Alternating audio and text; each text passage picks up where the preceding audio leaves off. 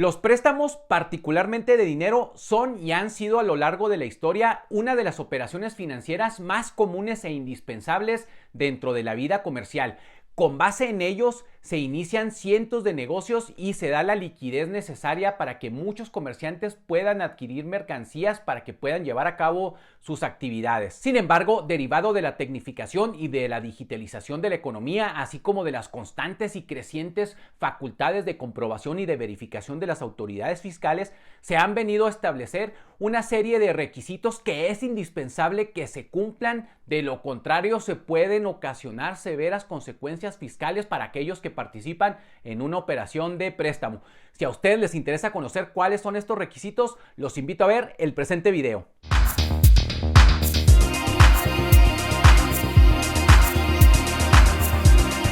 ¿Qué tal, amigas y amigos? Me da mucho gusto volver a saludarlos. Les quiero dar la más cordial bienvenida a su canal de Abolaulex, Hablemos Legal, un espacio para discutir y analizar temas legales de interés. Mi nombre es José Neptuno Martínez y soy abogado. Como ya se los comenté al inicio, el tema que les voy a compartir en este video es uno muy importante, puesto que vamos a analizar cuáles son los requisitos fiscales y legales que se deben de cumplir cuando se lleve a cabo una operación de préstamo o lo que también se conoce como un mutuo. Pero bueno, para iniciar con el tema, habremos primero de establecer cuál es la definición legal que los diversos códigos civiles de nuestro país han dado a esta operación comercial tan común y tan tradicional como es una operación de préstamos. Tenemos nosotros entonces que la definición común a lo que es un mutuo o un préstamo es que se trata de un contrato en virtud del cual una persona a la que se denomina prestamista o mutuante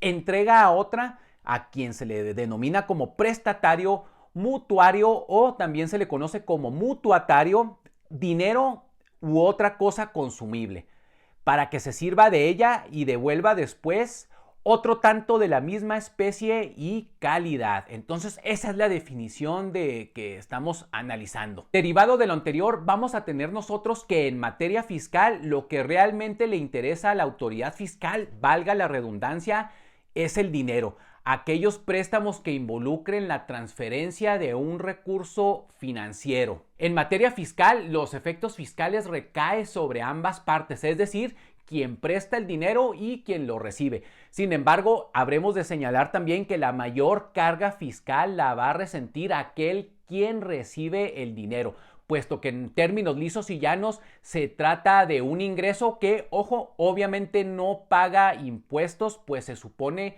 que ese dinero lo está recibiendo de manera temporal y en determinado tiempo, según se haya pactado, se tiene que regresar ese dinero, sea con intereses o no, según se haya pactado. Como ya se los he venido mencionando, para evitar problemas fiscales es indispensable que se cumplan con una serie de requisitos legales y fiscales que aquí les voy a comentar a continuación. De lo contrario, pueden recaer fuertes consecuencias fiscales como la determinación de un fuerte crédito fiscal, multas, actualizaciones y recargos. Muchos de ustedes podrán estar pensando, incluso derivado de la propia costumbre y práctica comercial, que el principal requisito a cumplir es tener el contrato de préstamo. Yo les puedo decir que sí y no. Anteriormente, y les estoy hablando de 10, 15 años para atrás, efectivamente con el contrato tú lograbas acreditar que cierta cantidad de dinero o un ingreso que recibías derivaba de un préstamo. En una auditoría tú presentabas este contrato en donde se establecían las cantidades, quién te había prestado, cuáles eran los términos y condiciones. Sin embargo, bueno, desafortunadamente se caían en malas prácticas fiscales para querer acreditar o justificar ingresos que no provenían necesariamente de préstamos, por ejemplo, algún pago, algún dinero que se recibía, alguna ganancia y que se depositaba en cuentas bancarias o se recibía y no se declaraba al fisco. Entonces, la salida fácil que utilizaban muchos cuando había una auditoría es que, bueno, si se tenía cierta cantidad que no estaba declarada, hacían un contrato de mutuo en el momento y de esa manera se pretendía decir, oye, pues espérame, este dinero es un ingreso que recibí derivado de un préstamo, aquí te va el contrato. Y así esta práctica de cierta manera se volvió viciosa y por eso ha sido que se han establecido una serie de requisitos y candados por parte de la autoridad fiscal para que efectivamente, pues bueno, no se le vaya ningún ingreso sin declarar y sin pagar impuestos a las autoridades fiscales. Es por eso que en la actualidad si la autoridad fiscal te llega a hacer un requerimiento o una auditoría fiscal para que le acredites determinado ingreso que no declaraste, puesto que como ya se los mencioné, el dinero que se recibe de un préstamo no paga impuestos porque es un dinero que estás recibiendo de manera temporal. Entonces la autoridad fiscal, para que le acredites que ese dinero proviene precisamente de un préstamo que no debe de pagar impuestos, ya no va a ser suficiente que le exhibas solamente el contrato de mutuo. Establecido lo anterior, vamos entonces a revisar cuáles son estos requisitos que se deben de cumplir. Podemos señalar que el primero de ellos es que, bueno, tanto quien presta como quien recibe tienen obligación de registrarlo en su contabilidad, obviamente si están obligados a llevarla. ¿Por qué? Porque esto, cuando tú te lleguen a hacer un requerimiento o alguna auditoría, lo primero que te van a exigir para acreditar esos movimientos financieros es que exhibas y acredites el origen y destino de los recursos que se están utilizando. Entonces, una de las formas de acreditarlos es precisamente llevando buenos registros dentro de la contabilidad. Derivado de lo anterior, procedamos a analizar cuáles son los otros requisitos fiscales que se han establecido, y esto les debo de decir que provienen principalmente de criterios jurisprudenciales que derivan de sentencias y que, bueno, desembocaron principalmente en dos jurisprudencias que más afectan el tema de los préstamos, que aquí les voy a compartir en pantalla y lo habremos de platicar. Pasemos entonces a analizar cuáles son estas jurisprudencias que les estaba mencionando. Les voy a compartir aquí en pantalla la primera de ellas, y esta es una jurisprudencia de tribunales colegiados de circuito cuyo título es el siguiente: presunción de ingresos por depósitos en la cuenta bancaria del contribuyente. Para desvirtuarla con un contrato de mutuo simple o con interés, debe probarse su materialidad, entre otros medios, con los recibos o estados de cuenta del mutuante. Entonces, conforme a esta jurisprudencia, como les mencioné, ya no es suficiente la mera exhibición del contrato, sino que ahora además deberá acreditarse que ese dinero se pagó al prestamista. Y bueno, y ustedes podrán preguntar ustedes, bueno, ¿y cómo puede probarse lo anterior? Esta jurisprudencia básicamente señala, y aquí viene a dificultar bastante el camino para quien recibe el dinero, ¿no? Puesto que esta jurisprudencia te dice que una de las formas de acreditarlo, además del contrato, es que debes de exhibir los recibos que sean expedidos por el prestamista o, en su defecto, con los estados de cuenta del prestamista. Entonces, bueno, aquí, como les mencioné, pueden generarse varios problemas. Podemos señalar algunas críticas a esta jurisprudencia, ¿no? Como podría ser, bueno, ¿qué sucede si el prestamista pues no quiere facilitarme sus estados de cuenta, ¿no? Recordemos que en la gran mayoría de los casos, pues bueno, esto representa información confidencial. A lo mejor estos estados de cuenta contienen otra información que el prestamista no quiere que se revele, ¿no? Entonces, a veces se puede llegar a complicar este tema de la materialidad. Ahora bien, esta jurisprudencia no lo aborda, pero bueno, es una forma en que se puede acreditar la materialidad para el prestamista, ¿no? Aquí, bueno, esta jurisprudencia lo deja de lado, pero creo yo sí puede resultar aplicable. Es que se deja de lado que los estados de cuenta de quien recibe el préstamo, pues también sirven para acreditar la materialidad, ¿no? Ahí, cuando tú le exhibas a la autoridad fiscal un estado de cuenta, pues fácilmente va a poder ver de dónde proviene el dinero, pero en la medida de lo posible procuren entonces allegarse de este documento. La siguiente jurisprudencia que les voy a compartir aquí en pantalla y que también tiene un fuerte impacto fiscal en el tema de los préstamos es la siguiente. Esta es una jurisprudencia que deriva de la segunda sala de la Suprema Corte de Justicia de la Nación, y el título es el siguiente: documentos privados deben cumplir con el requisito de fecha cierta tratándose del ejercicio de las facultades de comprobación para verificar el cumplimiento de las obligaciones fiscales del contribuyente. Entonces, bueno, esta jurisprudencia que viene a establecer básicamente, bueno, que igual, como ya se lo mencioné, el contrato simple en este caso le viene a establecer un requisito adicional, ¿no? Es decir, te establece que no solamente puedes o deberás presentar el contrato, ¿no? Sino que si presentas este contrato, debe de cumplir con este requisito adicional que es el de fecha cierta. Entonces, fecha cierta es un requisito exigible respecto de los documentos privados que se presentan a la autoridad fiscal y que deriven de consecuencia de sus facultades de comprobación. Y bueno, ¿y qué es esto de fecha cierta? Tenemos nosotros que las disposiciones legales han establecido que los documentos van a adquirir una fecha cierta cuando se inscriban, uno ya sea en el registro público de la propiedad o a partir de la fecha en que se presenten ante un fedatario público.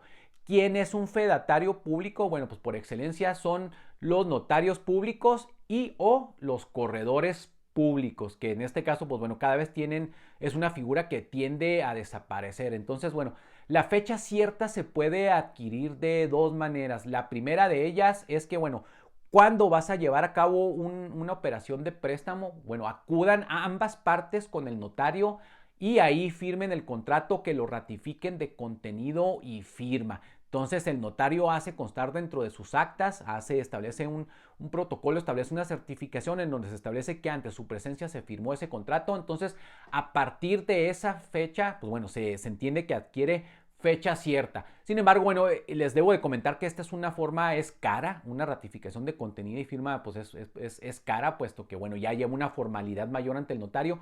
La recomendación que les puedo hacer yo y que resulta más económica es que simplemente lo certifiquen, que vayan a sacar una copia certificada, o sea, que ustedes firmen el contrato original y después acudan con el notario y le digan, oye, quiero obtener una copia certificada. Lo que hace el notario es poner un sello en donde establece la fecha en que se llevó a cabo esta certificación. Ahora bien, un dato adicional de la fecha cierta. La fecha cierta, para que tenga un impacto a la autoridad fiscal dentro de las facultades de comprobación, debe de llevarse a cabo de preferencia dentro de la fecha en que se llevó a cabo el préstamo. Es decir, si hoy te prestaron un dinero, de preferencia que vayas hoy ya sea a ratificar contenido y firma o bien a certificarlo ante el notario, o al menos dentro de las primeras semanas, incluso de los meses, y no dejar pasar el ejercicio, puesto que acuérdense ustedes que las facultades de comprobación, los ingresos, cualquier operación financiera se lleva a cabo por ejercicios fiscales.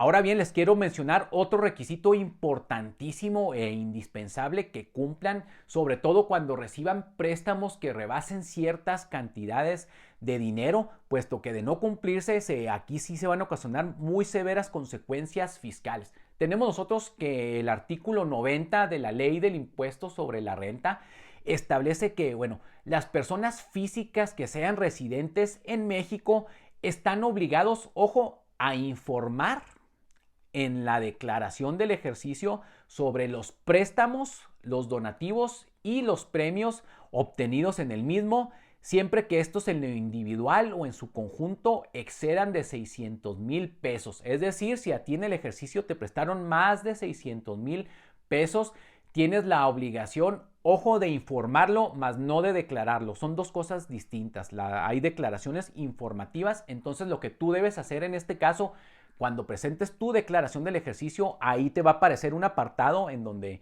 incluso por el mismo sistema te señala si recibiste otro tipo de ingresos que no son objeto de impuestos, y ahí debes de tú señalar que recibiste un préstamo y que si por ejemplo se fue de 620,000 pesos, pues bueno, ya existe la obligación de declararlos. En caso de que no lo hagas, el propio artículo 91 de la Ley del Impuesto sobre la Renta establece que si se incumple con esta obligación de informarlo, se va a considerar como un ingreso omitido.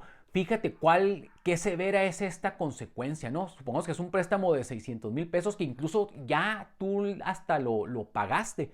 Tú ya devolviste ese dinero, pagaste los intereses. Sin embargo, supongamos que ese préstamo te lo hicieron en el año 2020. La autoridad fiscal llega ahora en el 2022 y te pregunta, oye, yo vi en tus movimientos, en tus estados de cuenta, que obtuviste 620,000 pesos. ¿Qué pasó con ese dinero? ¿De dónde proviene? Si tú ya le dices de una manera posterior que derivó de un préstamo y le exhibes tu contrato con fecha cierta, tus estados de cuenta, la autoridad fiscal te va a decir, pues sí me lo estás acreditando, pero como no me lo informaste, es un ingreso omitido, y sobre eso, fíjate bien, te va a determinar un crédito fiscal, te va a determinar multas, actualizaciones y recargos. Aquí la sanción es porque por no haber informado. Entonces, este requisito es muy importante que lo tengas presente si recibes préstamos por cantidades que superen los 600,000 pesos. Ojo, dentro del ejercicio. Esta consecuencia fiscal que les estoy mencionando aplica para personas físicas,